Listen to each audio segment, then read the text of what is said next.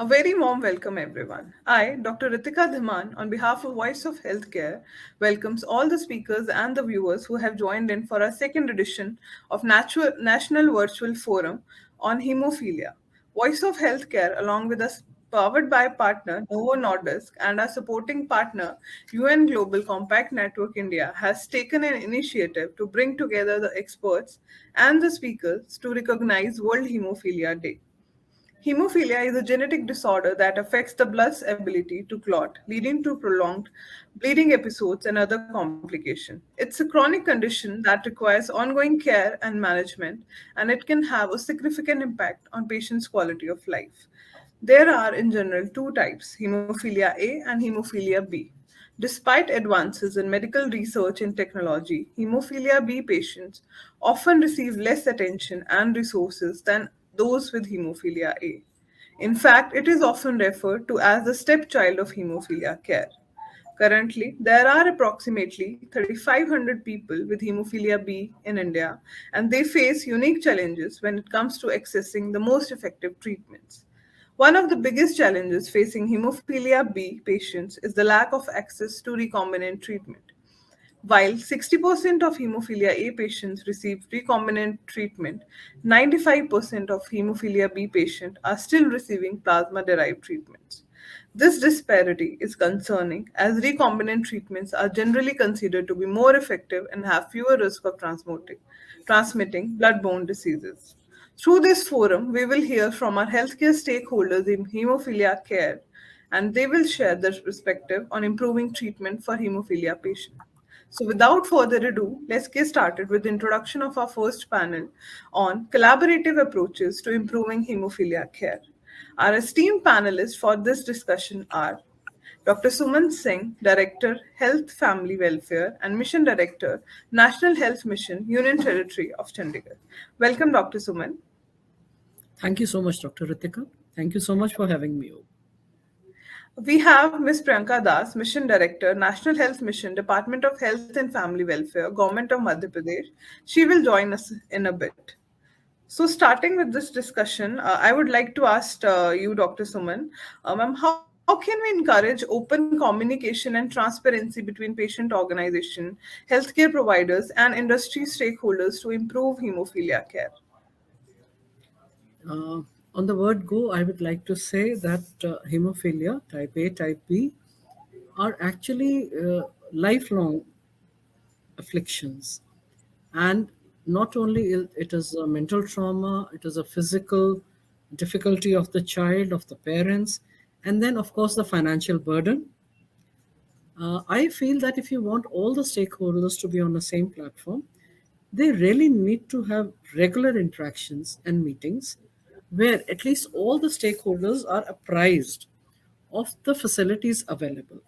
We have, in our experience, seen that some of the parents have no idea what are the facilities available for them, what is the government doing for them, or what places they can go and get whatever line of treatment. So I feel that all stakeholders should have regular meeting on a common platform where at least they're apprised of the facilities available to them. Secondly, we also need to analyze what are the gaps of the present system. Unless we identify the gaps, we will not be able to rectify them. So we should work at analyzing the gaps and then clearing those gaps so that at least in future, these stakeholders do not have a problem which they are facing at the moment. Thirdly, we also need to train all the medical staff, paramedical staff, and sensitize them. You would have commonly seen that what is not urgent or life-saving is generally not given the preference.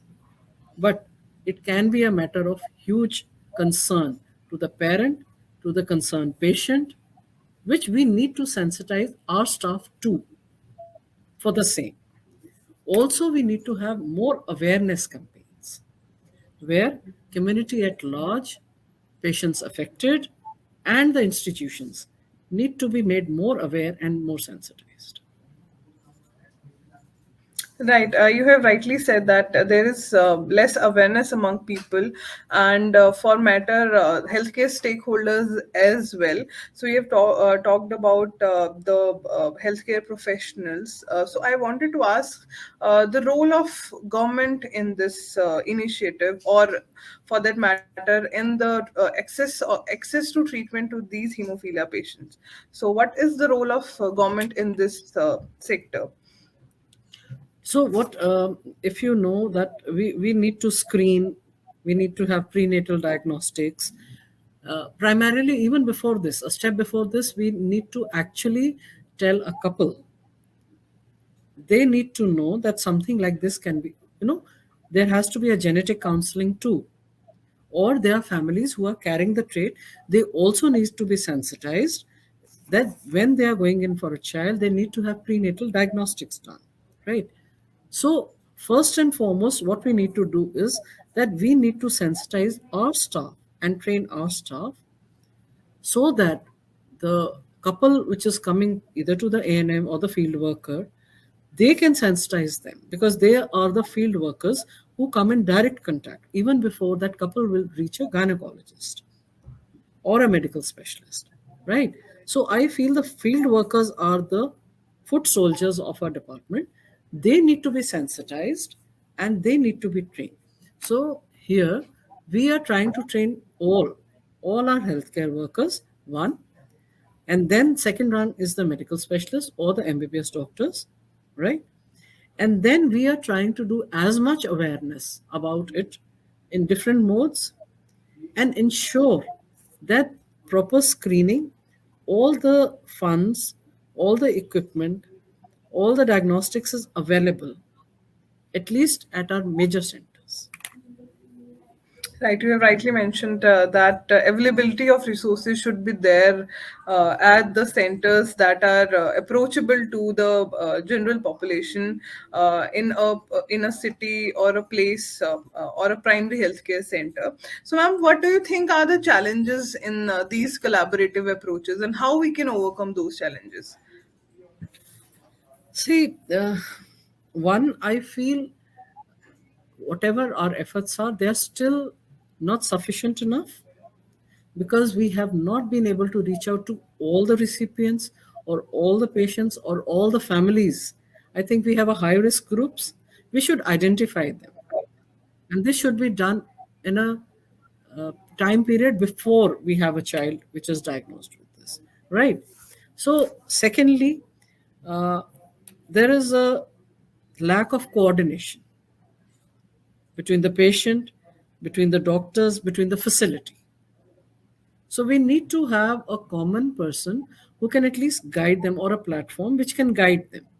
And here I would like, you know, in today's age of technology, I think digitalization would really help this.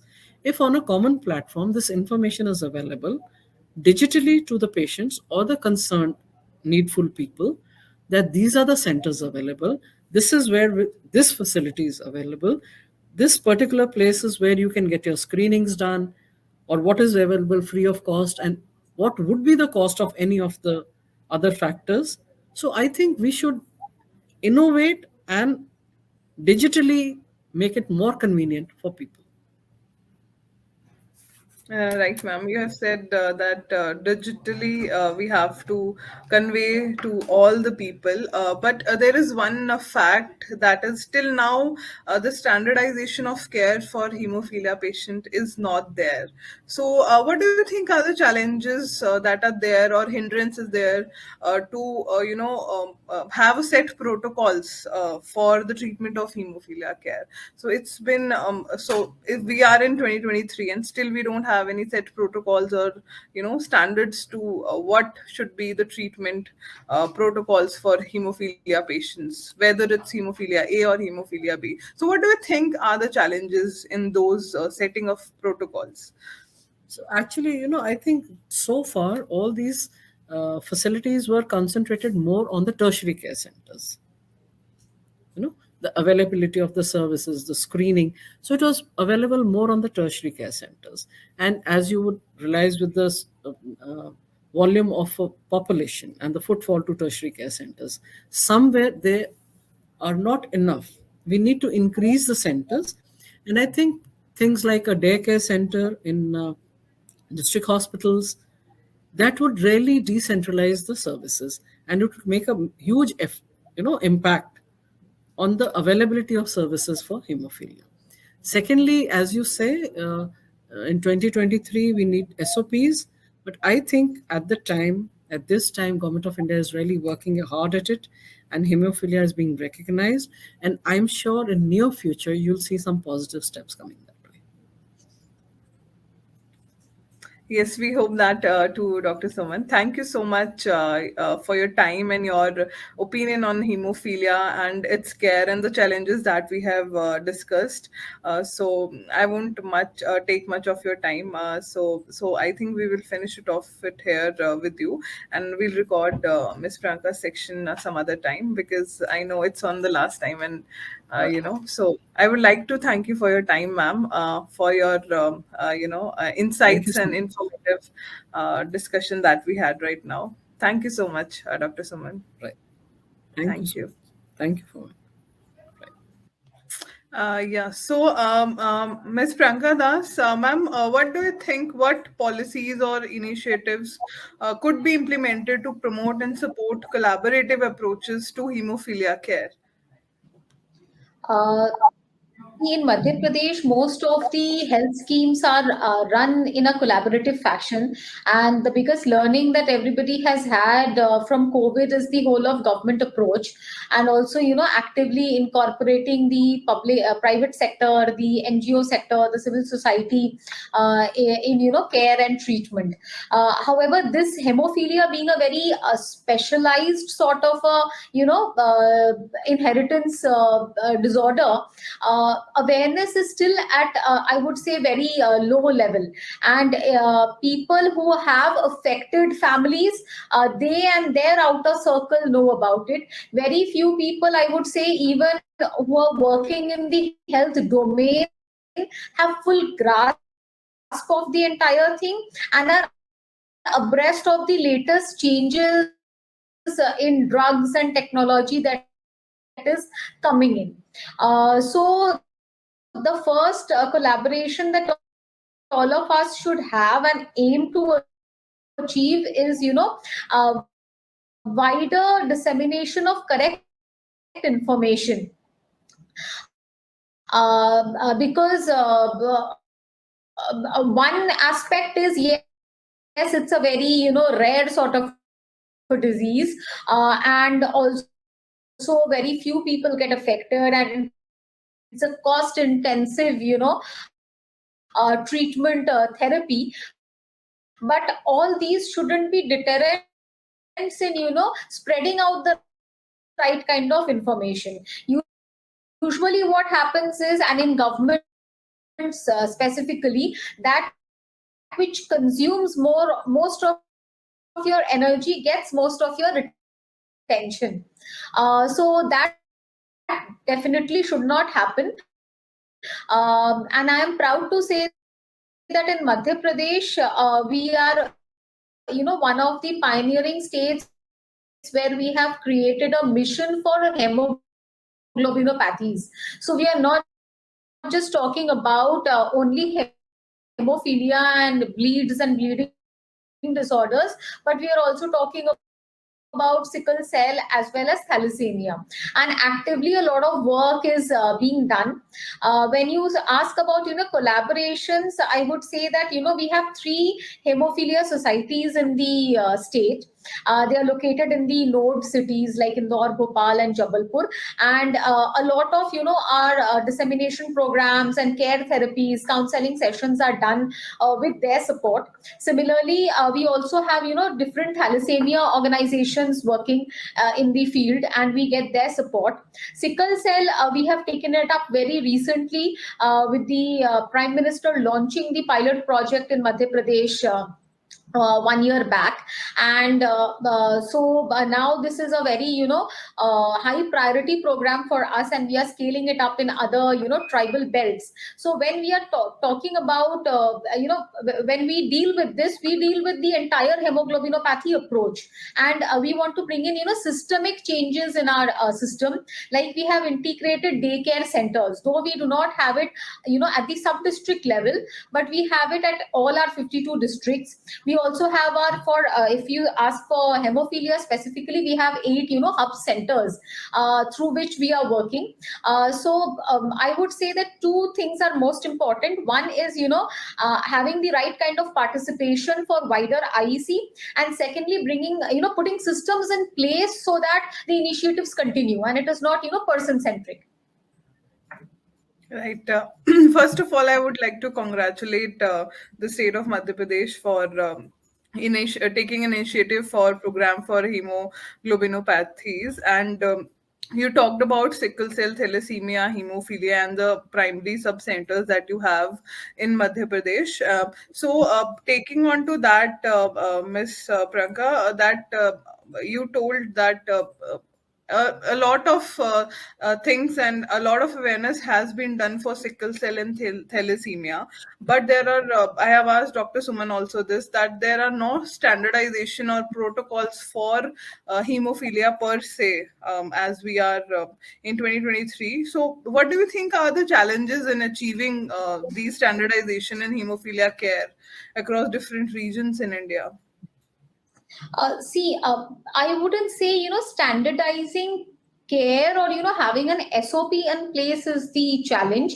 I would rather say that the cost intensive part of it, the financial part of it, is a little bit bothersome. But in MP we keep trying to find resources. For example, I'll give you the magnitude in which the program has increased or grown. Earlier, just for this hemophilia part, only for the replacement therapy we used to spend about 1 crore, that is in 2018, and that has gone up to 12 crores in the last financial years.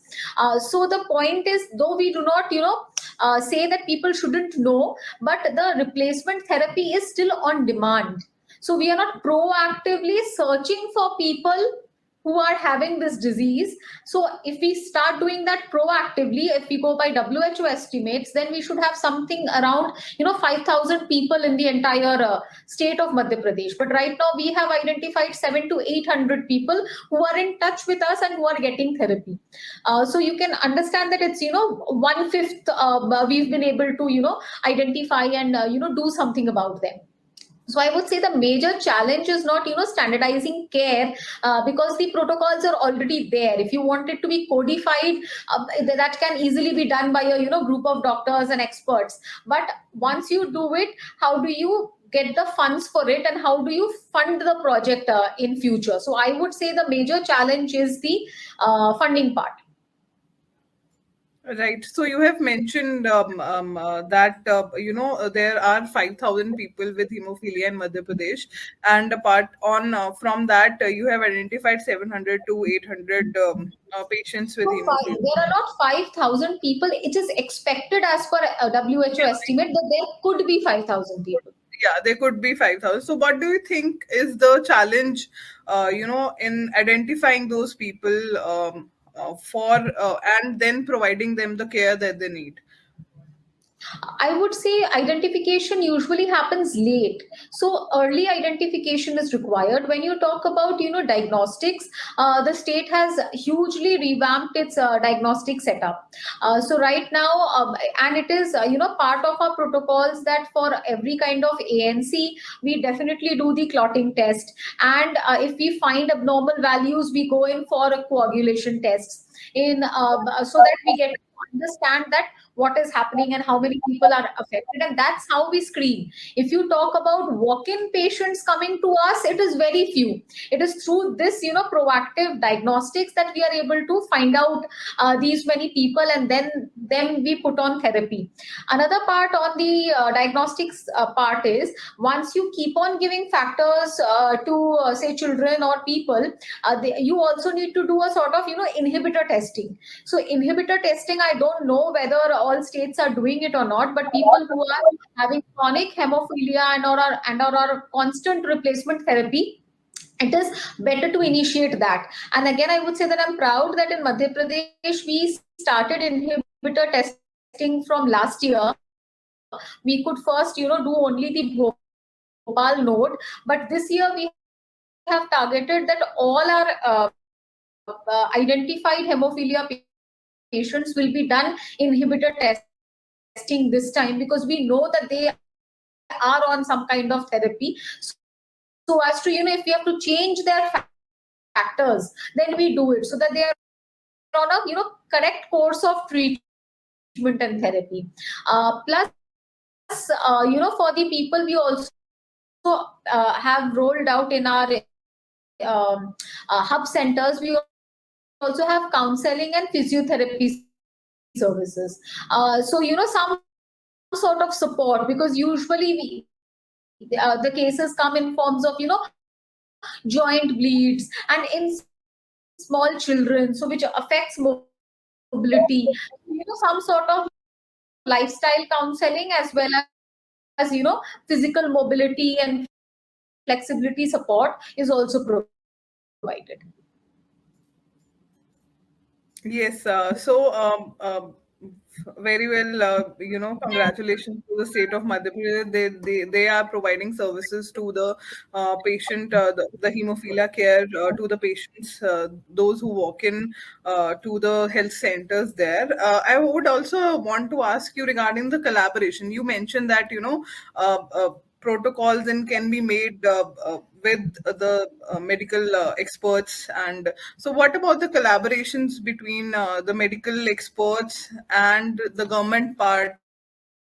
And apart from that, you mentioned about funding as well, that there is a major issue with hemophilia care is the funding, that it's a very intensive fund intensive care. So what do you think is the reason for these to get these funding for hemophilia care? And what about the collaboration part of it with the medical experts and other stakeholders in the hemophilia care? See, the collaboration is not a challenge. Like I said, it's there. Whenever we seek, a medical opinion, or, latest infusion of technology or information into our government setup, that is always available. What is an issue, like I said, is funding, and primarily because, see, you have to understand, any organization cannot commit to an unknown figure. So today, if I identify a child, say, who is 5 years of age, even I will not be able to calculate the cost of treatment replacement therapy, because one, I have to gauge the life expectancy, then I have to gauge the number of therapies that the child would require, and then that you have to, multiply by that many number of patients that you have. So I think that sort of a commitment can only come from, those philanthropic organizations who are deeply committed to this particular cause. Usually what happens with all the other agencies is that their commitment is broad based, wherein they want to, and they want their funding to affect a larger number of people. Here what happens is, the same amount of funding will only impact fewer lives, and that also up to a particular point, because beyond that, even that money will not be able to help. So I think more, I would say, funding is required both for the management part of it, but also a lot of it is required into more research and innovation in the medical field, in the pharma field, in the technology field, so that, better identification, how to, and a breakthrough, so that, a possible cure is achieved, that which is low cost. Right. So you have mentioned regarding the cost and innovations part of it. So I would like to mention here that we have recombinant therapy available for hemophilia A, but for hemophilia B in India, we are still lacking on that part. We have available treatments, but people don't have access to that. I think the awareness part of it is lacking. Apart from that, the standardization of the management of hemophilia care is also needed at this point of time as well. So, with this, I would like to thank you for your time and for taking time for such a crucial discussion. And thank you so much for taking time for this national virtual forum of hemophilia awareness. So, I think with this platform, we are able to raise awareness among people and patients out there, and we hope to see some changes in the future regarding this. Sure, definitely. I think we have many more miles to go, and hopefully, a lot of positive things will happen. Thank you. Thank you so much, Ms. Priyanka. Thank you.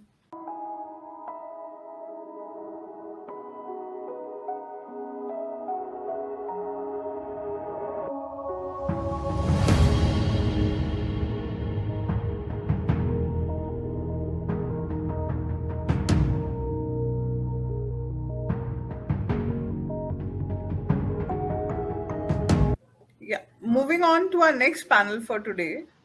The topic is strategies for improving access to hemophilia care for all.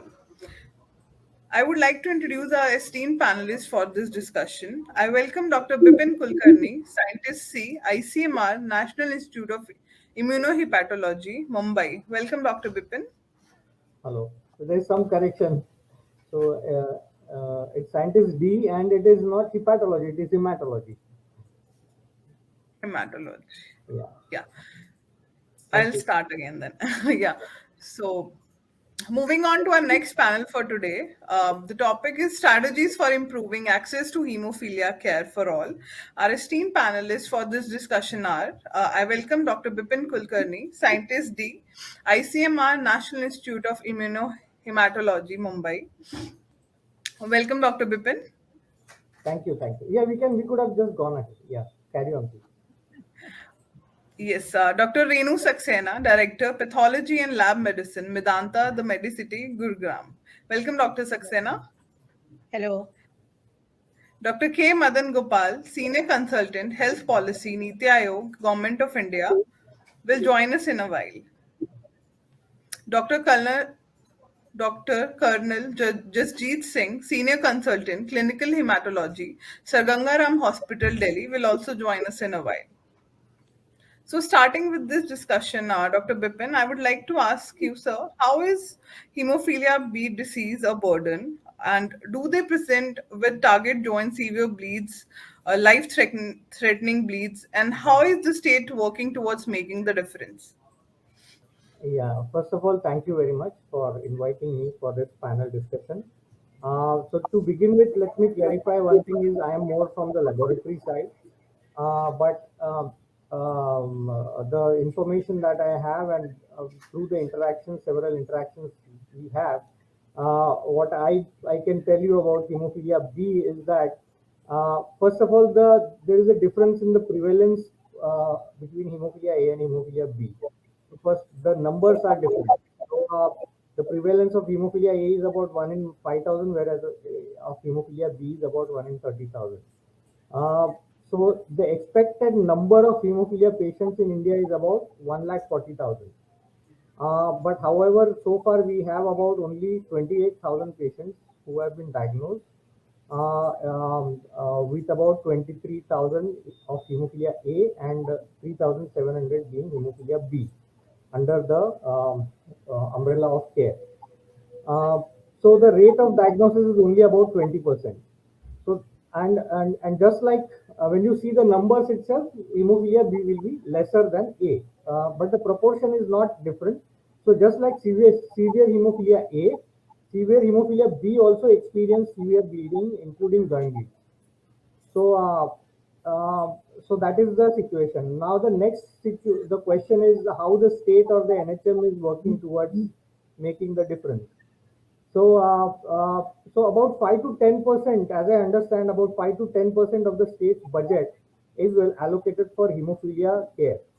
So, as of the HFI data, the budget allocation for treatment products is about 80% for hemophilia A, 10% for hemophilia B, and 10% for the inhibitor. So that's how it is. And this is based on the disease prevalence. Now, over the years, what has happened is the cost of factor 8 concentrate has come down from, say, about 20 rupees per unit to now 6 rupees per unit.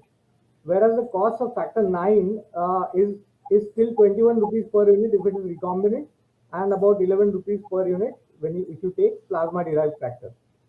So with this price difference and combined with the percentage allocation, what is happening is we have a lot of factor 8 being procured and less of factor 9 being procured.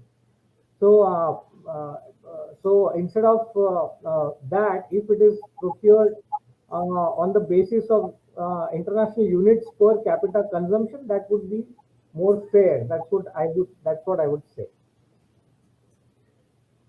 Right, Dr. Bipin. You have mentioned that there is a difference in the rates, the cost of the procurement of factor 8 and factor 9.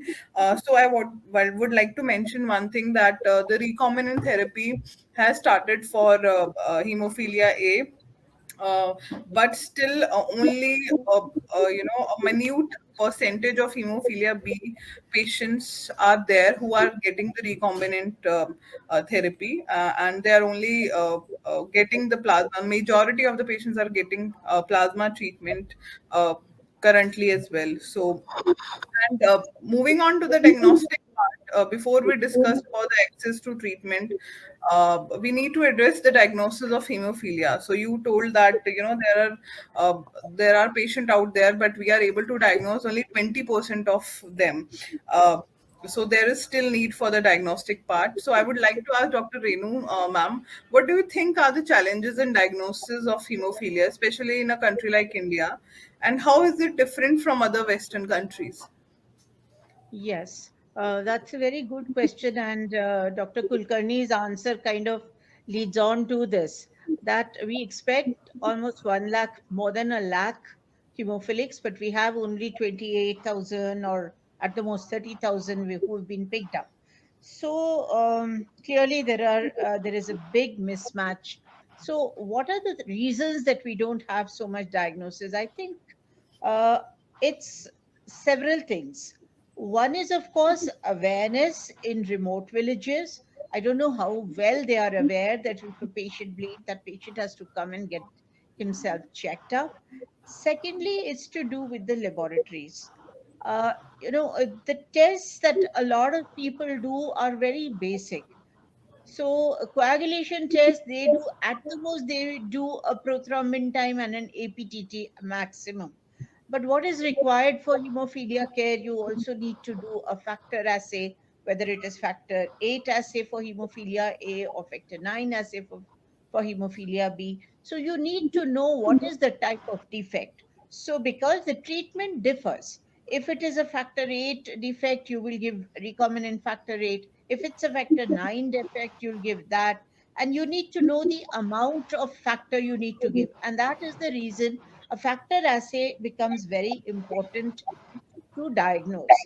Then, not just that, when you have a patient of hemophilia on regular follow ups, you need to look out or screen out for inhibitors, factor inhibitors which appear. So, even if a lab is not able to do a inhibitor assay, that is quantitation of inhibitors, at least they should be able to screen for inhibitors.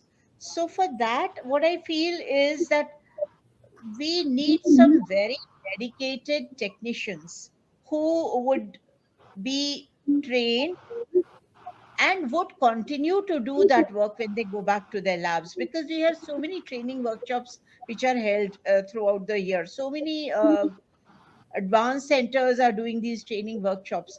But how many of the technicians who go back actually translate it into their practice is a big question mark. And that's where I think one of the big bottlenecks is, because coagulation is time consuming. You put in a lot of effort, and that's very important. So, commitment and time is important. A lot of technicians are happy doing automated things like a hemogram and those kind of stuff, but this requires proper commitment. And so I think one of the major things is to start off with these diagnostic tests in remote places, to have. The other thing is transportation of sample. can alter results. And that is why there is a need to have at least preliminary diagnosis in the various remote centers as well. And of course, awareness has to be there because it is the patient who has to come to the hospital. So I think these are two major reasons that the diagnosis is a little flawed. But I think attempts are on to increase it. So hopefully we will have more diagnostic centers. Thank you, ma'am. And how is it different from what the Western countries are doing Oh from yes. India? So the technology is almost the same. We've also moved on to automation or semi-automation, and they are predominantly also using these two technologies. The difference, I think, is that their population is not as much, and somehow I think they've built awareness in a much better way, so that a lot of people are aware. So if they go to any of their regional labs, they have access to these assays. I think that is one of the major things that is there. So we have to Yes, actually I reach totally. out to all those areas which are totally out of reach for us.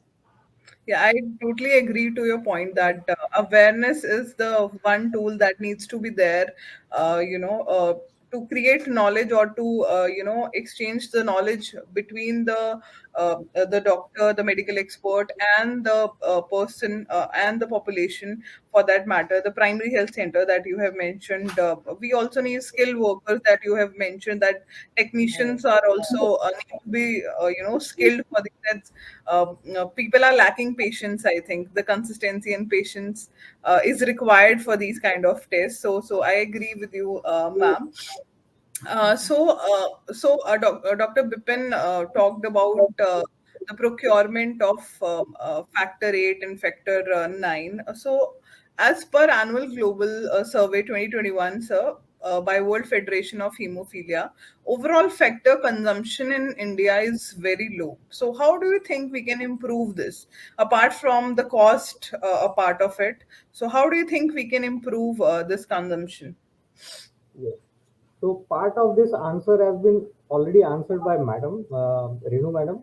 The bottom line is awareness and having more centers. So the thing is, as per the World Federation of Hemophilia data, the per capita consumption of factor 8 is about 0.224, and so that of factor 9 is still lower, 0.026. So there is a big need of awareness. Of we get patients who a patient who is 40 years of age and never received factor and coming with all hematosis and everything.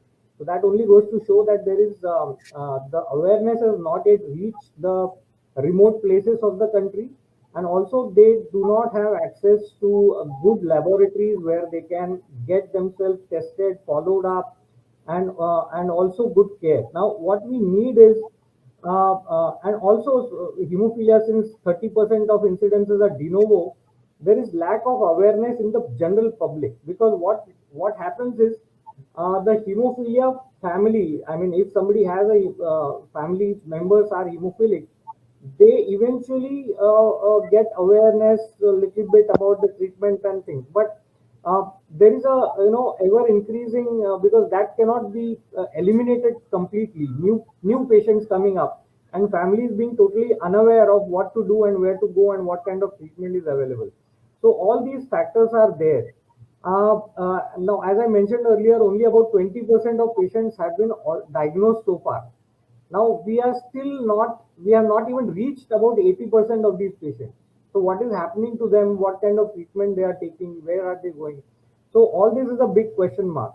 So that has to be increased. Now how we can increase is by, of course, increasing the awareness in general public, the medical fraternity as well, and having more good laboratories.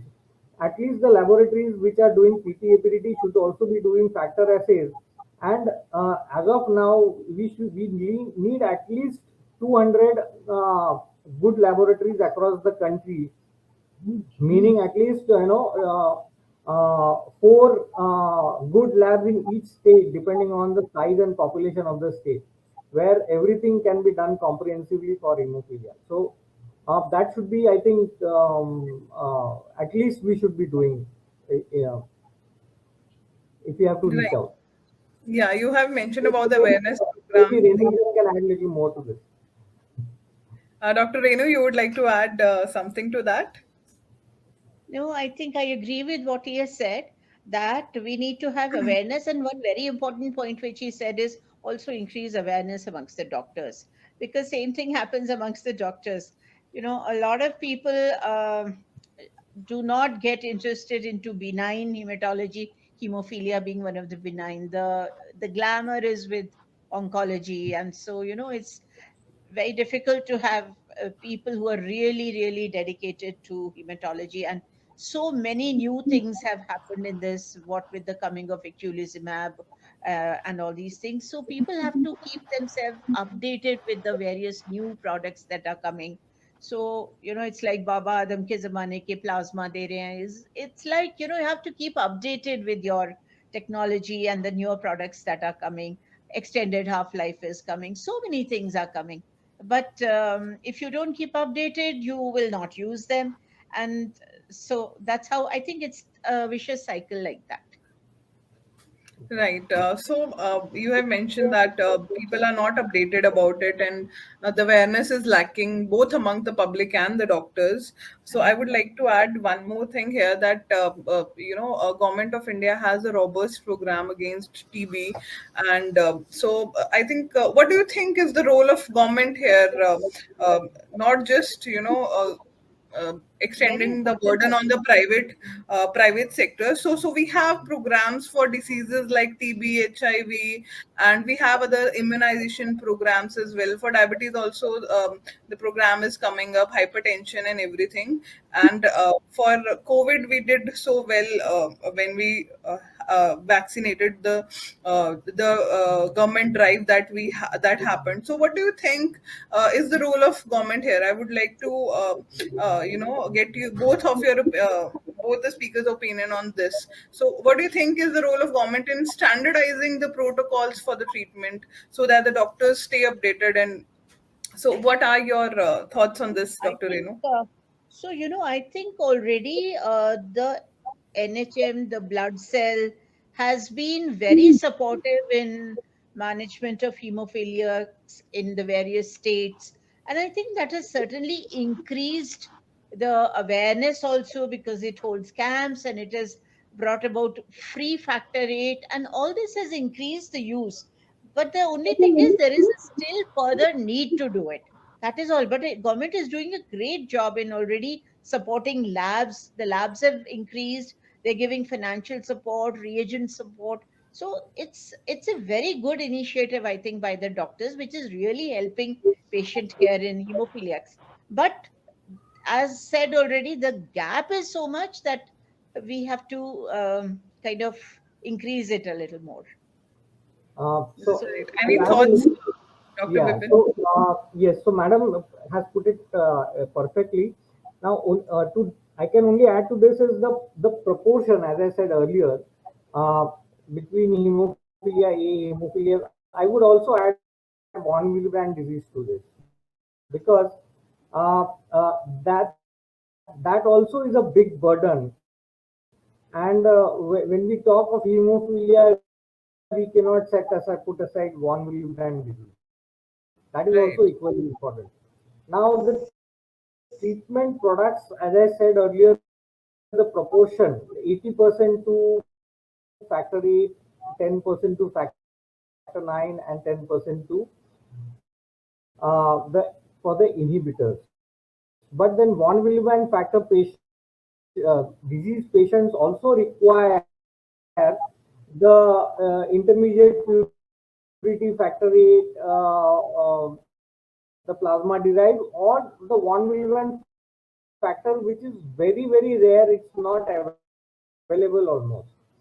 Now, and the price differences, as I mentioned earlier, that it has come down for factor 8, and because of the 80% procurement of a factor 8 versus 10 of factor 9, and the cost of factor 8 being coming down and not proportionately 9. So what is happening is that overall we are ending up with too much of factor 8 being procured, and therefore the cost of factor 9 is going up. running into shortages. And von Willebrand disease patients do not get anything in between. So I think there should be, NHM is doing a good work. State government is also doing. The governments are doing, but I think as a fraternity we should be updating them as to what is the need, what is the they are ready to help. We should be coming up and telling them what is required and how much is required. I think that two-way communication will decrease the gap between the requirement and the supply. That's what I think. Right, rightly mentioned, Dr. Bipin, that we need collaborative efforts from each of the stakeholders for hemophilia, whether it's von Willebrand disease, whether it's hemophilia A and B. Dr. Renu, we talked about the diagnostic part of hemophilia, and adding on to that, ma'am, how important is genetic testing in the diagnosis of hemophilia? And are there any newer diagnostics tools available for that? Yes. So, it happens sometimes, not always, but it does happen that you're very strongly suspecting hemophilia or a von Willebrand's disease, but your tests are coming normal, right? And then the only option left for you is to go in for genetic testing, because it can happen, because these tests do have their limitations. Okay, if it's a very mild decrease of factors, they may not be picked up by these tests, and that's when your genetic test does come into the vogue. That's one thing. Of course, genetic tests are also used for prenatal diagnosis. That's a total different issue altogether. So coming to what are the new tests? So previously we were using very specific mutations for prenatal diagnosis, like intron 22 or inversion 1, etc. These are still being used, but now we also have exome sequencing which has come. And this exome sequencing is helpful not only in diagnosis. Sometimes I know we've used it sometimes for VWD, because you very strongly suspect from the family history and the patient's bleeding history, but nothing comes out in the lab. So sometimes these genetic tests actually help in diagnosis. So I think there is definitely a role, and as we go ahead, we will be able to make out panels of the exomes which are relevant to a particular disease, so that we can kind of narrow down the number of exomes to be tested. So that's what I think. So it's Right. very Thank you so important. much. Yeah. So thank you so much, Dr. Renu, for highlighting the importance of genetic testing. That when if anything else doesn't work, genetic testing is the one way to go forward. With this, I think I would like to have your concluding remarks on hemophilia A and B both. Starting with Dr. Bipin, you would like to, um, add anything or conclude this session? What do you want to say to the audience? Yeah. So I think at the end of the day, what we need to do is make sure that everything goes hand in hand. So a coordinated effort is required between the caregivers, the government, um, uh, and of course the awareness should be there among patient communities also, because there are, like, the HFI has about 91, 92 chapters all across the country. And but the thing is that once you are diagnosed, you are under the umbrella of HFI. But we are talking about those who are not yet diagnosed, and any which ways we have to reach them. So that should be the goal. Genetic diagnosis, yes, it is very important, because once you identify a patient, then you have to know the female members who are the carriers, who are not carriers. And once a carrier gets pregnant, you have to go for the genetic testing. Now that there is a big gap, despite, like, we at ICMR NIH, we have almost done now 5,000 families for carrier and prenatal over the last 25 years. Now we have been doing direct mutation diagnosis since last about 8 to 10 years. But we still have to rule out, because about 40 to 45% of severe hemophilia A are intron 22 inversion positive, and they cannot be identified using NGS or Sanger. So there is a separate method to do it. So we need more labs, at least every state. Medical colleges should come forward and establish at least one or two labs, good labs for genetic testing.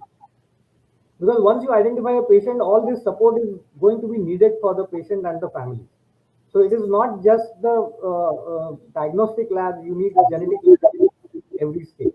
So I think it is a coordinated effort, and it should start from the grassroots level to the topmost, and only then we can move forward. It's not that we can move forward only in one frontier. Everything has to move together. Only then I think there will be a good effort and good outcome of that effort. Right. Thank you so much, Dr. Bipin. Moving on to Dr. Renu, ma'am. What are your concluding remarks Yeah. you would So want to highlight?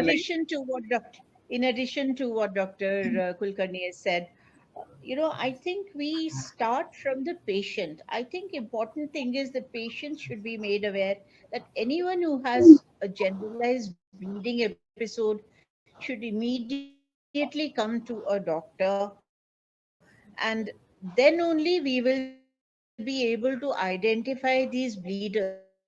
Because if they don't come, we cannot go out and seek them out. So that's one thing. The other thing that I think we need to make clear is whoever is the clinician or physician who's looking at those patients, especially the women, wives or the mothers of hemophilics, they should be counseled properly. Because sometimes what happens, they come late in pregnancy, and then you kind of get stuck with what test to do. So they should be counseled properly that that prenatal diagnosis is possible, when they should come during pregnancy to get themselves tested, when they should come, where they should go. I think they should be counseled properly. Very often I get people who come late in pregnancy, women who come late in pregnancy, and then it's like, say, 20 weeks or so, and if you were to do CVS, that has 14 to up to 14 or 15 weeks of gestation, and you're not able to do CVS. So they've not been counseled properly. So people should, the women especially, who are the prospective mothers for hemophilia, they should be counseled properly, I think. So, of course, all the other things that Dr. Vipin said, I'm in agreement with that. But I'm in agreement with that. But these points add to it, and that is why it's a comprehensive thing. It's not just the doctor, it's not just the patient, it's also the obstetrician or the gynecologist, it's also the physiotherapist. So it's a comprehensive team that has to, comprehensive approach to hemophilia is what I would recommend. Rightly said, Dr. Renu. You have highlighted the need for counseling and the multidisciplinary approach that is required for hemophilia. So, with this, I would like to thank both of you for taking time for this critical panel discussion today. So, this discussion has been very informative and has provided so many insights into the hemophilia issue.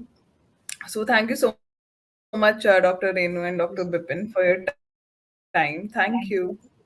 Thank you very much. Okay, right.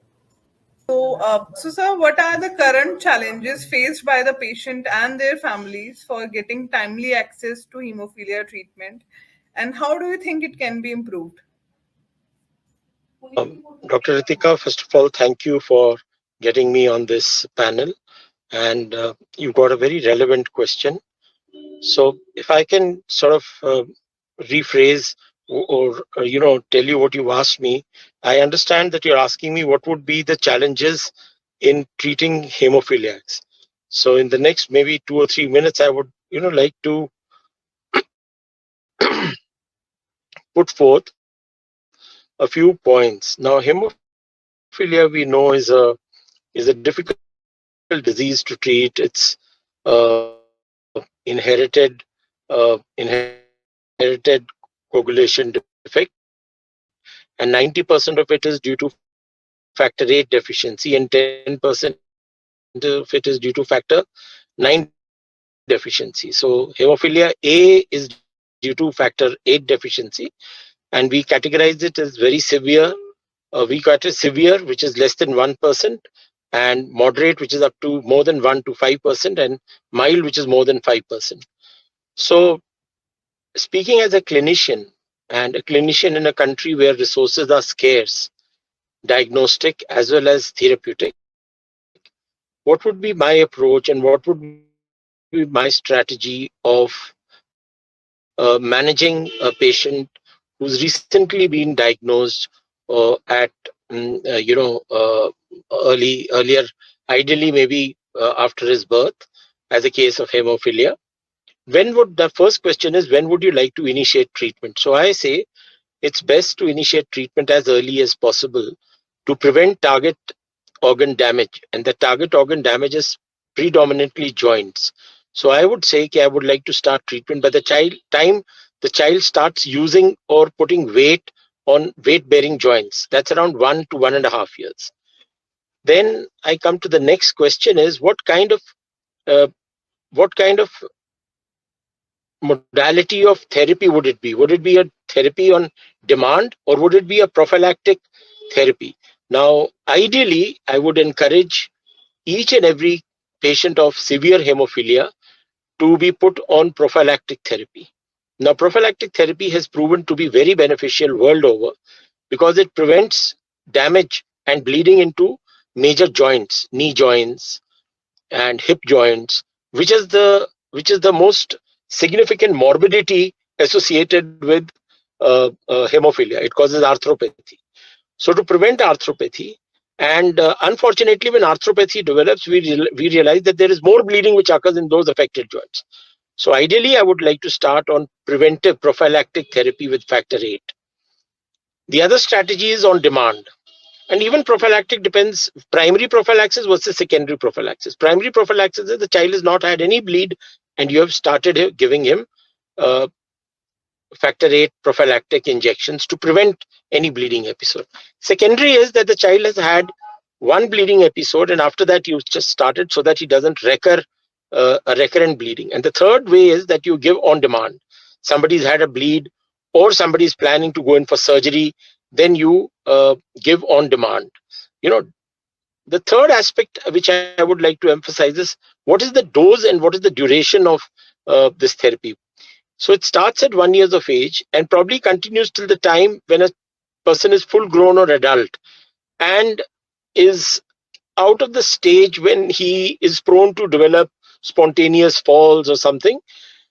How much would I want to give? I would want to keep the level more than 1 to 2% of factor VIII, 1 to 2% more than 1 to 2%. So generally it translates to giving, around 25 to 40 units of factor VIII per kilogram 2 to 3 times a week. I used to give twice a week.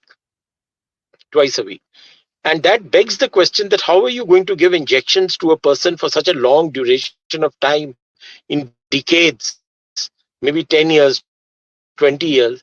So we have to give it intravenously, and again, there may be a requirement of a central venous catheter. And the only problem is we have to maintain good hygiene. The parents have to be motivated to see that no central line infection develops, or it's very difficult to say that the child or any other grown-up person also will agree to take 2 to 3 intravenous injections a week. So the mode of administration can be either 2 to 3 times a week of IV bolus, calculated as a dose of 25 to 40 units per kilogram, given 2 to 3 times a week, or we can give it by central venous catheter, which will last us for anything from 6 months to 2 years. So broadly speaking, and which factor to give, ma'am, that this all is the most important component would be the financial resources available. Supposing finance is the restraining factor, then prophylactic therapy is definitely a very expensive, though excellent modality to prevent damage, but it's a very expensive therapy. And definitely some kind of support system would be required, either provided by the state or the government or some other organization, because otherwise for a common man to afford prophylactic therapy becomes expensive. And what factor would I like to give him? There are many factors available, but I think that probably I'm cutting all your questions. So I think I take a break here and tell you that I wait for your next question. I hope I've been able to explain myself. Yes, doctors. You have rightly mentioned the treatment part, the elaborative treatment part that you are doing in your routine practice for the hemophilia patient. So I would like to ask you, sir. So when would we witness a significant shift of hemophilia B patients from plasma derived products or advanced ones, such as extended life factors? And currently there is 95% procurement is plasma. So how do you think we can move to the newer therapy areas for hemophilia B patients? Okay, I would want to know why you specifically, Dr. Ritika, asking for hemophilia B. Yeah, so as a lot of organizations and a lot of people talk about hemophilia A, because we have majority of patients of hemophilia A. So just wanted to highlight regarding hemophilia B as well in this aspect.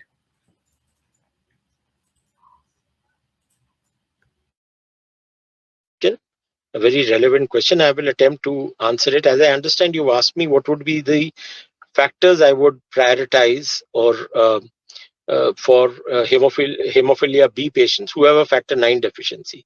So let me tell you that I come from the era that when we had no plasma derived factors also, and we only had FFP. Okay, and we used to give cryoprecipitate, but cryoprecipitate can only be given for hemophilia A and not for hemophilia B because it doesn't have factor 9. Now, coming specifically to factor 9 deficiency, that is hemophilia B, I still, in my practice, have on 95 or maybe 98% fallen back on plasma derived. As you rightly said, 95% is still plasma derived factors which we are using, which are solvent washed, and all those triple methods have been done to safeguard them from any microbial infection. Earlier, we used to have a lot of contamination because of viral contamination with hepatitis B, C, as well as HIV. But nowadays, we have plasma-derived factors which are fairly safe and have not caused any significant infections. Having said that, there's this now recombinant factors which have come. They came up with a lot of promise, especially promise to prevent immunogenicity and antibody formation, what we understand as inhibitors. Now, they came up with a lot of promise that because they are recombinant, their propensity to induce immunogenicity will be less, as a result of which we will have less inhibitors against factor 8 and factor 9. But that, unfortunately, is not true. So, though today, if you ask me, the price of recombinant factor is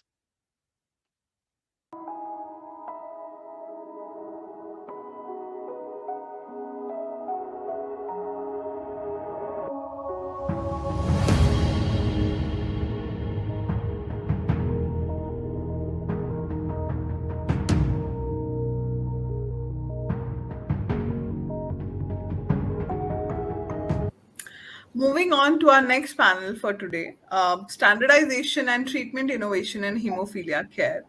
Our esteemed panelists for this discussion are, I would like to welcome Dr. Saranga Pawar, Senior Consultant, Public Health Policy and Planning, Minister of Health and Family Welfare. Welcome, Dr. Pawar. Yeah, thank you, madam. So, good evening to everybody, and thanks for inviting me for this discussion. Though all the technical people are here, so I don't know how much I'll be able to contribute. But yeah, since working here, we see as a public health problem, and despite all the challenges and all, through National Health Mission, we have been supporting the cause of hemophilia since few years. And now, because of these efforts of my predecessors here, who were there, and others, so these very highly costly medicine for hemophilia, which are factors, is available up to in the field level also in all the government setup, and most of the states are using these funds and these services. And we also support towards communication strategies, training and all that. But having it from the center, there are some challenges. It most of the time it depends on the implementing agencies, which are state governments. So in some states we have very proactive and good, state nodal officers. So these people take things as mission mode, and they are able to, the plans, they are able to channelize these fund into reality, and they are able to provide it to all the healthcare, like all the hospitals which are doing it. But in other states where nodal officers are not good, we are not able to push them much further. And there is one federation also, Hemophilia Federation of India. So sorry, this is the you are celebrating for World Hemophilia Day, which was on 17th. So because there were other programs, now we are celebrating it. It's a very good initiative by you also, and Hemophilia Federation also. They work towards this, like from the beginning to end, from top to bottom. They also try to move things with state governments, with us, with private players.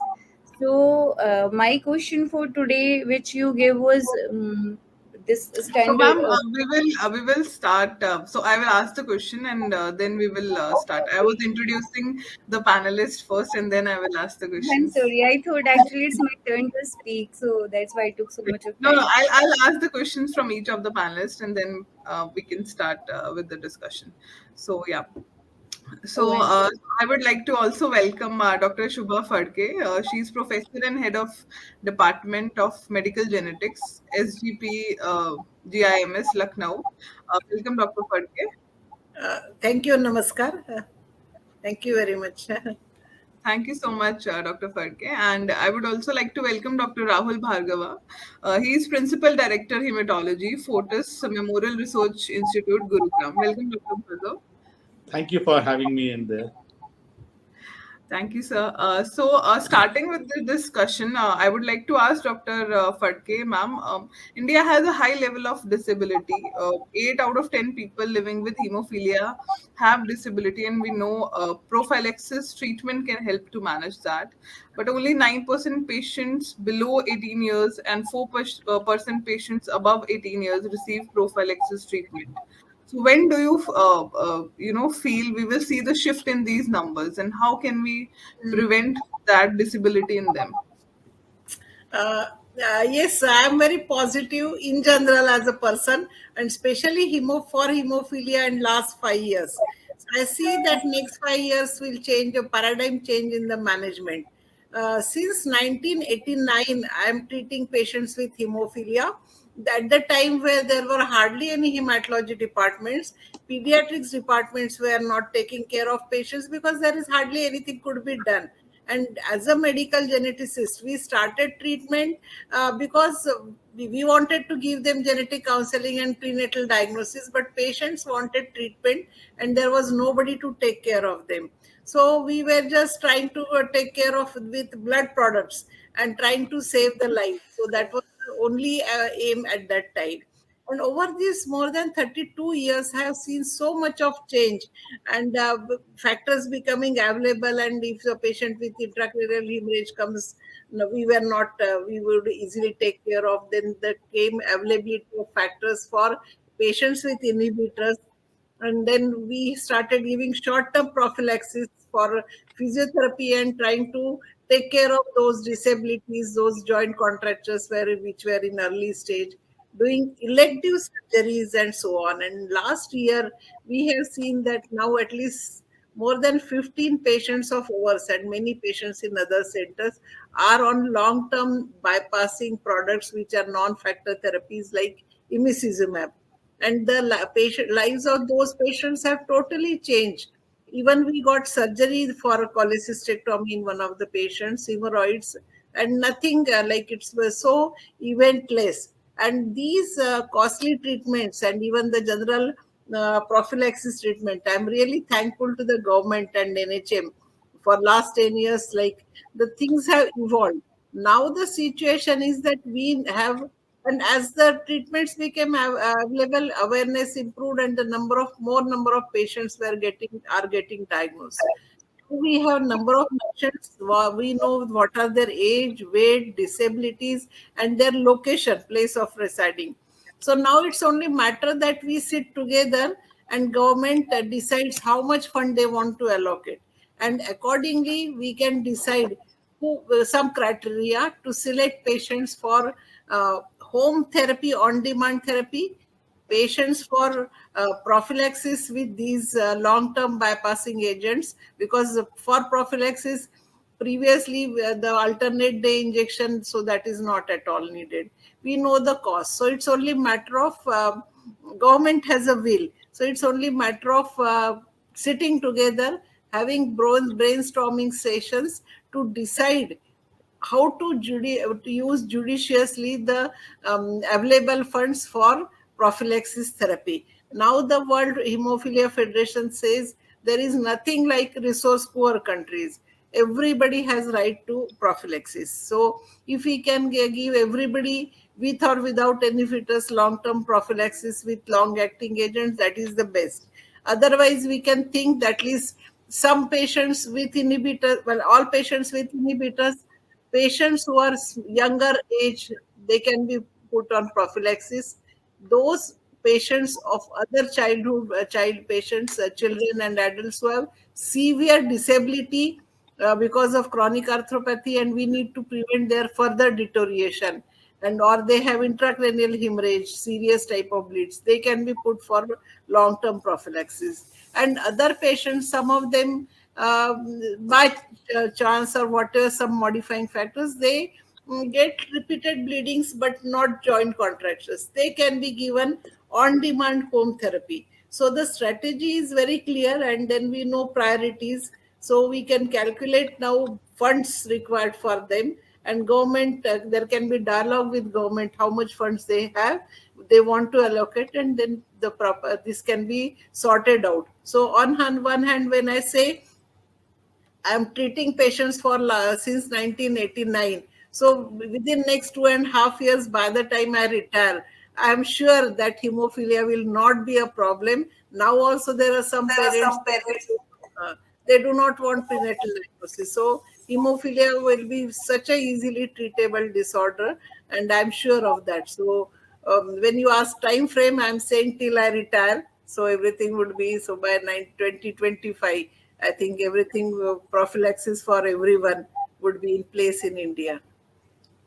Thank you so much, Dr. Phadke, for highlighting the need for prophylaxis treatment and elaborating how it can increase or better the quality of life of the patients who are suffering from hemophilia. And we also hope to see that soon the prophylactic treatment available for each and every patient of hemophilia soon. So we are hoping that too. Um, Moving on to the role of supportive care, Dr. Bhargav, I would like to ask you that what is the role of supportive care in hemophilia to improve the quality of life? That is the role of physiotherapy, psychotherapy, and nursing care. So very, very important thing. The hemophilia care has moved from individual to institutionalized care, and that's the biggest, I would say, gain in past 2 decades in the care of hemophilia, which has started. So, if Dr. Shubha has already told us that from '89 she has been treating, she would have seen that she was the lone warrior into that SGPGI Lucknow, taking all the factors and explaining the physiotherapy to food to psychotherapy, and everything was she was doing under one roof, and she was the lone warrior who was doing that. Over 2 decades, there are better physiotherapy hospitals have come up, their physiotherapy trainings have come up, and it's a very, very essential point in helping to reduce on-demand therapy. With prophylaxis, as we go along, the the physiotherapy will continue to play an important role to keep them fit, keep their muscles fit, keep their joints fit, and to develop the and strengthen their muscles so that their joints does not become the target joints for bleed. So very essential. I think every place needs to have a good physiotherapy department to support hemophilia. And the hemophilia care is not about only awareness, prevention, treatment with factors, but it's more about integrated therapy area where the factors can be given. The lab support is humongously good because you still can develop inhibitors, and though non-factor therapies are becoming a reality, and soon Nova, other people are going to have these kind of bypassing agents or non-factor therapies soon. So essential is the lab, when to pick it up. With the prophylaxis, what is the incidence and how in Indian setup with what kind of the factors which we have, the plasma-derived or recombinant factors, what will be the incidence of having inhibitors being developed in the hemophilia? You need a robust lab, a coagulation lab, who can detect the inhibitors of Bethesda titers. And Government of India has done a remarkable job. Dr. Saranga was saying all the technical experts are there, but I say Dr. Saranga gives wings to our dreams, which we dream into our cabins by seeing those patients. She takes it to the last mile in a public health policy and delivers it to the last mile through a structured policy decision making, so that even the last mile people can get a hemophilia treatment, which is a remarkable job which the Government of India has done for 140 million people in a country of 140 million people, providing a free factor therapy over a past decade along. So I think it's a remarkable job. Then the psychotherapy, psychologically, these people have been having a laggard thing, and of course, along with that, the disability clause where the Government of India has brought through hemophilia is another remarkable job, because they have given an opportunity for these inherited disorder people to live and earn their livelihood, so that they can contribute to the society and not being pushed behind into the clutches in the darkness of the things because of being suffering from disability of hemophilia. So what is happening now, which I see a paradigm shift, is the factors are freely available.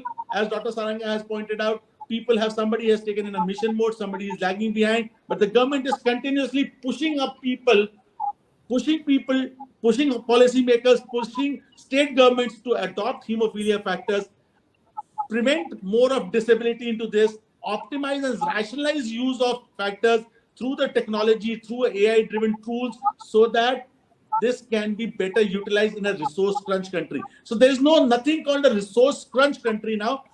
There is a concept of resource mismatch country. And that's what we need to understand.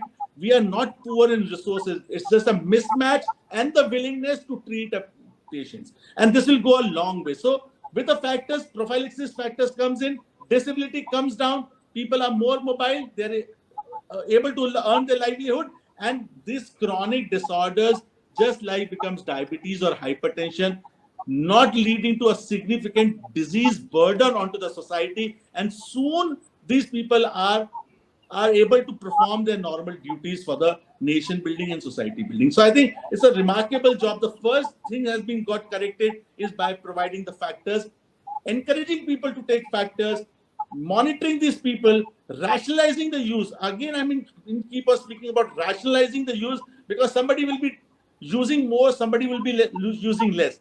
And another very, very important point of a supportive care is a prenatal diagnosis. As Dr. Shubha has very well said, that people are still not adopted. My humble request to policymakers is, the prevention is the best strategy. If you want to reduce the disease burden and the factor usage of say $1 million, if you're utilizing on factor usages, then this in next 15 years needs to be brought down to zero by virtue of a very, very strong prenatal diagnosis, so that this $1 million which you're spending on hemophilia in a decade's time can be utilized for something else. So in next 30 years, the future is bright, dear friends. The government is sensitized about our needs, and Dr. Shubha has done a remarkable job over past 3 decades in sensitizing not only government, but touching millions of lives of hemophilics to make them understand the utility of prophylactic factors. Yes, rightly said, Dr. Rahul, that it is a collaborative approach that has to be done not just by the medical experts, but by the government, the NGOs, that patient support groups that are there, and we need to have a strict and stringent policy with respect to hemophilia into this space. And building on to that, Dr. Saranga, ma'am, when can India look at home therapy as a standard process for people living with hemophilia? So, is it possible to achieve prophylaxis as a standard of care in the hemophilia management? Okay, so now this is my turn to speak. So, madam, before the home therapy and everything, most important activity which we should be doing here is that we should have a guideline, national guideline, because that will support everything said by ma'am and said by Dr. Bhargav sir.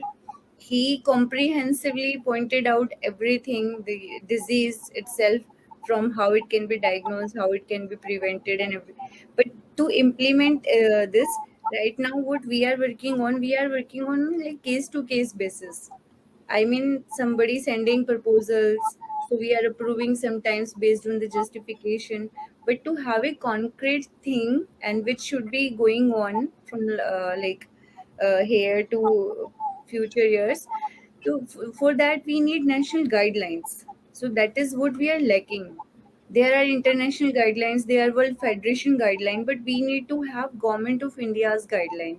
So this data, what ma'am was, Dr. Shubha ma'am was also saying that she has been working since long, like that there are many clinicians, many enthusiastic, many organizations they are having, but we here as a central body, we don't have a central repository or data.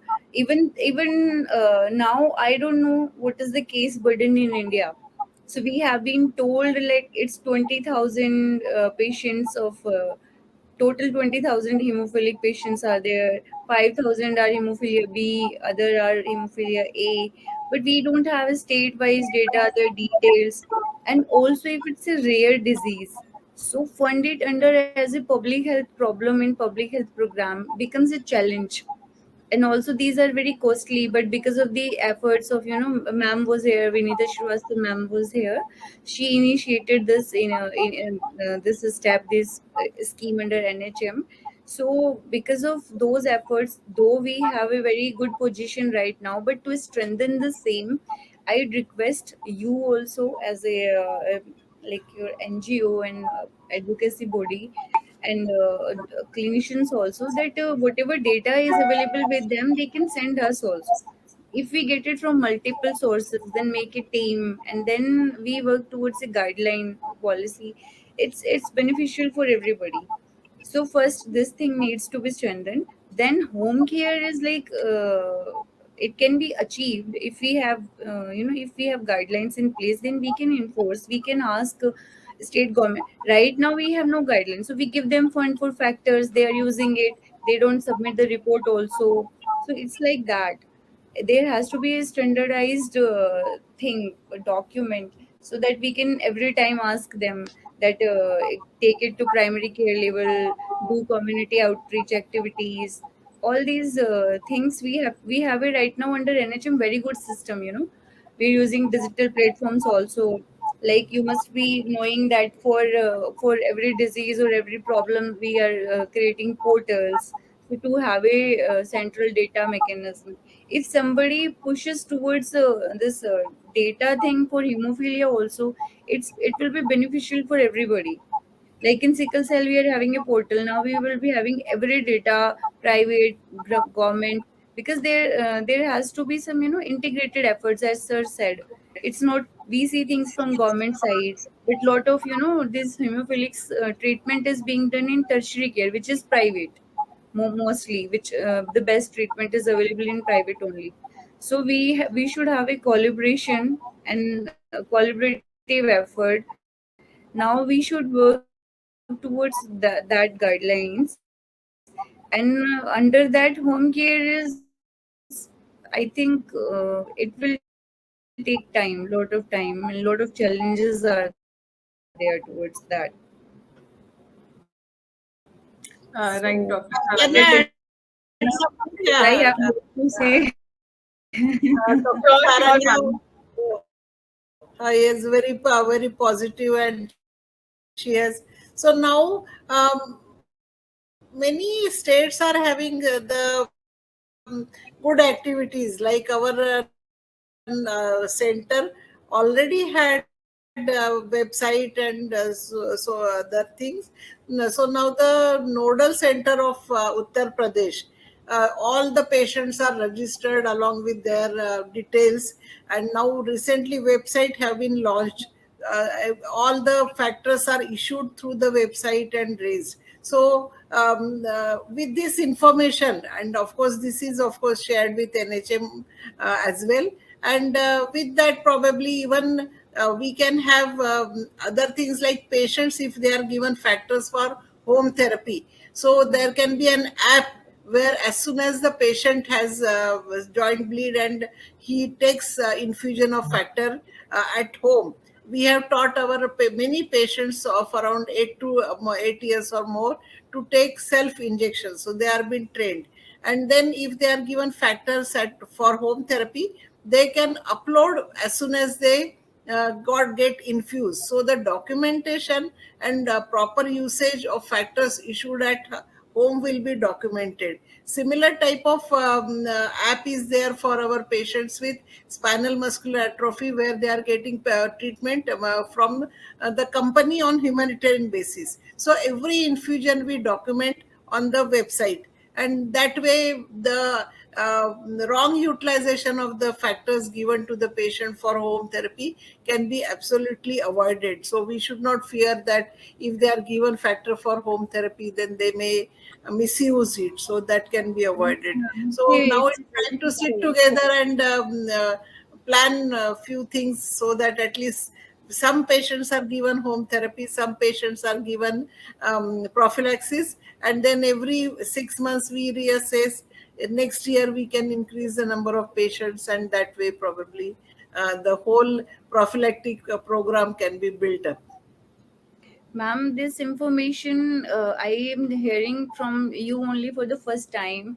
In fact, you are talking about the app and digital platform, but we have not received any detail, even in the documents itself from SGPGI, which is the So nodal I center think for the the. nodal center, the nodal officer, I will talk to him and then see that Yes, everything ma'am. If information this is is, shared. it's a good platform, and you have already done the pilot and its outcome are positive, then you can, share it with us also. If it's good Because and we. without home therapy, lots of patients have a major issues. So we had published in Indian Journal of Medical Genetics our experience during COVID times. So during COVID times, like coming and going was very difficult. Even if the patient came to the HGPGI, they may not get entry, and we had to send a social worker outside to talk to them and give the vials, issue the vials. Luckily, many of the patients had learned self infusion, but still, what we got information that some of the patients died at home because they couldn't come, and then some cases had because they delayed coming. Traveling was very like everybody felt that preferably one should not travel and go into the bus, and they delayed it. Some of the complications really were there because of delayed delay in getting factors. So that we had published in Indian Journal of Medical Genetics. So such type of informations would, documentation of problems would help government to take policy decision for the need of home therapy and prophylactic therapy. So the reason for publication was that the government should know that such things can be prevented by home therapy. Very. Dr. Yes, Raghav very wants to well make a point said. here. So Sir, want very, to very say? important points highlighted by both the eminent speakers. I think for us, the more important thing is to have a registry. First of all, Dr. Saranga has very well said that what is the burden of disease and where is this burden coming from, so that you can see a hard mapping onto the chart and go after for a preventive therapies. Because when we talk about the resource crunch country, we cannot afford to have these chronic diseases being burdened onto the healthcare system as such. It's our responsibility as a physicians to identify these hotspots and try to sensitize the communities across where the hemophilia is coming from. One. Second, basic research from eminent institutes are probably required. What we talk about a home therapy, which is based on a US data or a South African data, probably a newer methodologies has to be sorted out so that the expenditure can be reduced, because we all know there's only thing which are limited is in this country is, of course, the finances are limited in this country, and so we have to take care, keeping that in mind, that home care looks good, great, we aspire to do that, but funding could be a major problem in the coming times if the prevalence of this disease continues to increase. So we need to also in our minds have to have a strategy to prevent these diseases like thalassemia, sickle cell. Still, sickle cell is still not a burden as a thalassemia because of the transfusion, the chelation, the bone marrow transplants, hemophilia. This we need to actually sit together and have a very, very robust strategy to reduce the burden of disease each year, so that by 2020, by 2030, or by 2035, we should see them coming to the minimalistic numbers, so that we can cater to this existing population very well. Otherwise, what typically is going to happen will be the mismatch between the expectations and the need and the supply of the factors, because not even US or the affluent countries in Europe can keep pace with the growing number of hemophilics in their country. So I would sincerely request the policy makers to think about a robust strategy for prevention of these diseases.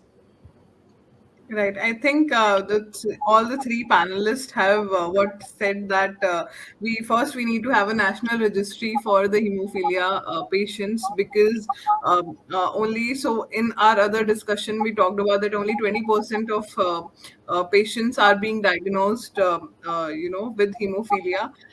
So rest we don't even know about it. There are present, but we don't know about it. And second thing is, all three of the panelists have mentioned regarding a set protocol, standardization, or a policy for the treatment, starting from the diagnosis till the different aspects of treatment should be there. Adding on to that, I would like to ask three of you, all the panelists here, Dr. Shubha, Dr. Rahul, and Dr. Saranga, that how can the utility of newer therapies increased in our country, because according to the latest AGS report, the utilization of these newer therapies in India is very less compared to the other developed countries. So, But Ritika, let me jump in and say, why do we need the newer therapies? If the older therapies are delivering the same good, why do we need the newer therapies? I'm not against the newer therapies, but this is the research base in a resource crunch country. Everything has to come through a lens of an evidence, and it has also to come from a evidence of a health economic policy point of view, that why should we be using that. It's not that blanketly we can adopt that. So in Europe, so I'll just give you an example. In a case of multiple myeloma, lenalidomide is the standard of care in US, but lenalidomide is 10 times expensive than thalidomide, with a 2% increase in survival and PFS. Whole of Europe still tends to use, Italy, UK, NHS still tends to use thalidomide until unless you really have a contraindication for thalidomide. So you see, it is great the revolutionary technologies are bringing, but they are also preying onto the health budget, which is limited. And it's not hemophilia, it is not spinal muscle atrophy. There's a bigger burden of dengue, there's a bigger burden of tuberculosis, there's a bigger burden of diabetes, hypertension, cancers. So there's an ever increasing, and we are not considering right now that our population, when we got independence, we were dying at the age of 35. Now we are surviving till 70, and in your age groups and Dr. Saranga's age group, probably the people will survive till 85. So there's a huge burden of a chronic diseases which are going to add and have a push on a healthcare budget. So it is good to adopt, it is good to read, but everything which comes in a public health space needs to go through the lens of a health economics and evidence to prove its beneficiary effects when it comes to the money. Right. Dr. Phadke would like to add something onto that. The new therapies are really marvelous. Like, even if we sometimes are skeptical, but there is lot of published data, experiences from India, like now because of NHM providing these new therapies, at least to some patients, we are getting experience. And probably the only new research we would like to know that probably previously for hemophilia patients, we used to use factors at a lower level than what the developed countries were doing. Same way here also, the newer drugs probably we can use at a lower dose and still effective. Recently, one such paper has been published from India. And the cost effectiveness, as rightly Dr. Bhargava said, we have to calculate cost effectiveness. But with prophylaxis, if there are going to be hardly any bleed in a patient in a year, as compared to having 15 to 20 bleeds per year. So you can imagine the amount of school days lost or work days lost, and the chronic joint damage occurring. So there is no doubt that these new prophylactic therapies are a boon and going to change the quality of life. As I said, probably with availability of these, the hemophilia will no longer remain a problem. And the cost, I have seen that for plasma derived factors, the cost was maybe 15 rupees per unit, and the cost of recombinant factor was 35 rupees per unit at one point of time. And soon, when the demand increased and the recombinant factors became very low, 5 to 7 rupees per unit, as the NHM started giving large orders. And the same way for these, even the new therapies, the cost will demand reduce dramatically. And once we make policy, we also have to involve these companies and negotiate with them, because the whole Europe, the population is much less than our country, and the number of patients, and if our patients are going to get so many patients are going to get these therapies, and with that increase or less of orders, the companies will definitely reduce the cost. So we have to negotiate with them on the other side. And as I said, though we feel that reduction of burden by prenatal diagnosis will reduce the cost of treatment required, but we do the molecular diagnosis for hemophilia A and B, and also provide genetic counseling prenatal diagnosis. But even when the therapy are not up to the mark, still the demand for prenatal diagnosis for hemophilia is little less as compared to thalassemia and other disorders which are neurodegenerative or associated with mental retardation. Because even without therapy, many of the hemophilia patients are surviving long, and with their joint problems, pain, they learn to live, and many of them have achieved good, successful careers as well. So as the quality of life improves with these therapies, then probably on other hand, the families and will not consider prenatal diagnosis as an option, because the quality of life with these drugs is very important. And I myself, who is doing genetic counseling and prenatal diagnosis for 3 decades, I also always feel that for a disorder which is very severe enough and there is no treatment or there is major disability, then the option of prenatal diagnosis and termination of pregnancy is acceptable to the families, and I also feel justified. But here prevention means termination of pregnancy, which even if legally allowed, still always ethically remains debatable. And every time I do prenatal diagnosis and the fetus is affected with any other disorder, it's really hurts that it means you have to terminate the pregnancy, and of course it's family's decision, and it's really justified in most of the disorders. But for hemophilia, probably more treatments are available, then prenatal diagnosis uptake may not be there, and probably newborn screening and treating the every hemophilia patient with gene therapy may become a reality, and that will be the probably what next 10 years would see. And then cost, as I said, cost will keep on reducing, and secondly the India is rising, so the what we never thought 20 years ago that we would have factors full of in our refrigerator or in the department. So for next few years, though their medical healthcare cost keeps on increasing, so many disorders are there, but still India will be capable of providing to all. And so it's bilateral. On one hand our resources are increasing, on other hand prices will be keep on decreasing. So I think next few years, 5 to 10 years, will change the whole situation. But it's good that today, what I was a clinician a few years ago, but that gradually became involved in the policy making. So I think it's real good time that we are sitting together, and Dr. Bhargava as well as Dr. Panwar will do together. We'll sort of have some more discussions, and then probably policy making, as madam said, that we have to really have hard data so that we can make policies and guidelines for the government. And the target is treatment for everybody, prophylactic treatment for everybody, and at least home therapy in next year. Right. Thank you so much, Dr. Fadke, for highlighting and enlightening us with your knowledge. And you have very rightly mentioned the need for policy making in terms of hemophilia patients. So, with this, I would like to conclude this insightful discussion today. So, before concluding, I would like to, ask any concluding remarks from each of the panelists. So, starting with Dr. Bhargav, sir. I think as Dr. Shivas and Dr. Saranga has told us, future is bright. Stay tuned.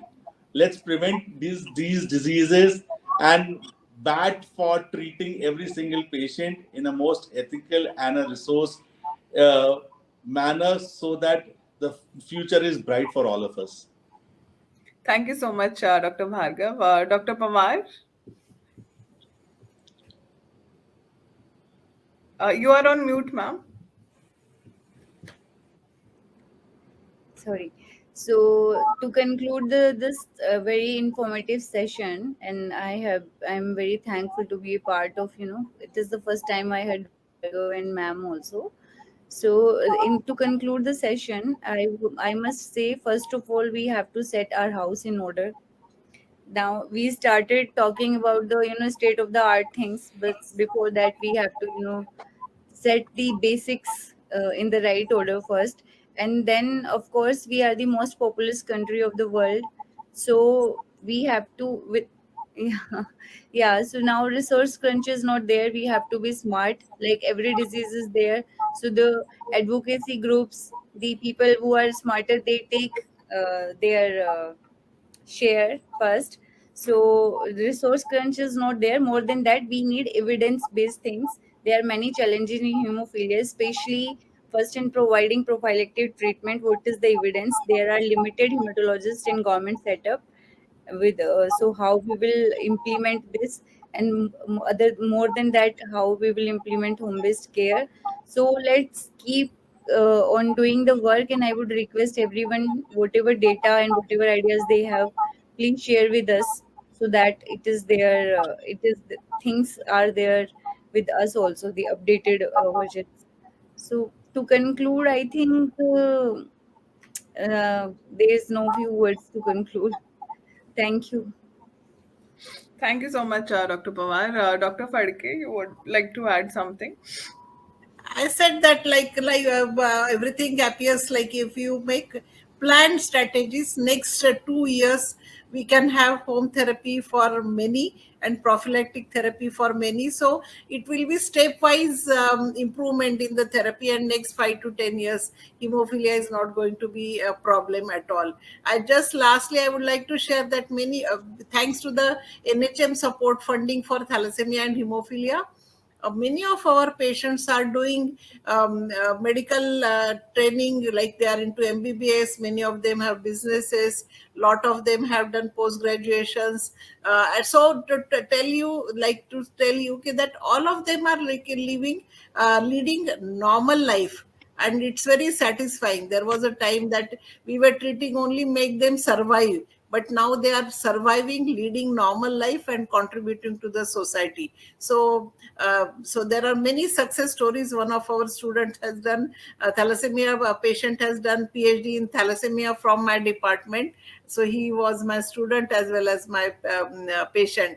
So a lot of success stories are there. So now also many patients are doing absolutely marvelous in their life and career. So again, thanks government for from all of them, because really I have seen bad times and now I'm seeing so much of improvement, and naturally this makes me hopeful for next 2 to 5 years. Thank you again. Thank you so much, Dr. Phadke. I hope that before your retirement, you see all the changes that you wish to see in the next 2.5 years. Thank you so much. Dr. Rahul, Dr. Pawar, and Dr. Phadke, for your time, for taking time for such critical discussion that we had today. So, thank you so much to all the panelists. Thank you. Thank you. Thank you very much. Bye bye. Bye.